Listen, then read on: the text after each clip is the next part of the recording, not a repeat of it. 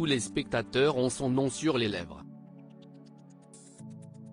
Guillaume de Tonquédec est actuellement à l'affiche de la comédie Times Square, qui se jouera les 7 et 8 mars prochains à Monaco, mais aussi le 8 avril suivant à Fréjus. L'acteur, qui incarne un professeur d'arts dramatiques passé de mode dans cette pièce de théâtre, sera également à l'affiche, en février, du film Arrête avec tes mensonges d'Olivier Payon. Mais le comédien, malgré son succès fou, n'est pas le seul membre de sa famille à faire les gros titres. En 2014, CIST l'une de ses ancêtres, nommée Louise de Kingo de Tonquédec, que l'on retrouvait en une des magazines. Et pour cause. On a découvert son corps, qui avait été enterré à Rennes au XVIIe siècle, dans un état de conservation parfait, rappelle Guillaume de Tonquédec dans les colonnes du journal Nice Matin.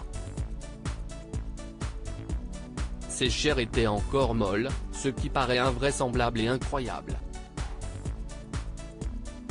Comme elle était d'extraction noble, elle avait été enterrée dans un cercueil en étain. Il y avait très peu d'oxygène donc elle n'est pas entrée en décomposition.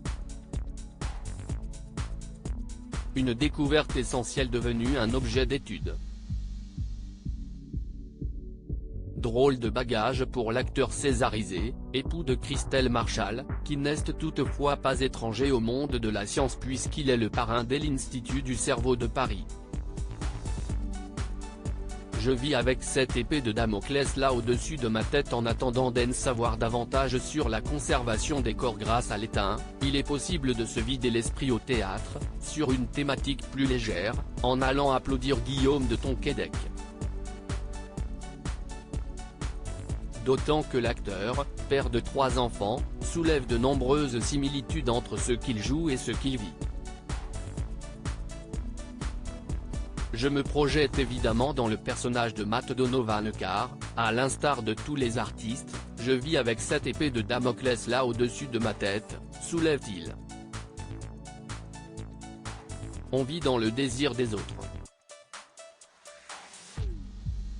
On n'est pas totalement moteur de son destin, il faut que quelqu'un vous choisisse.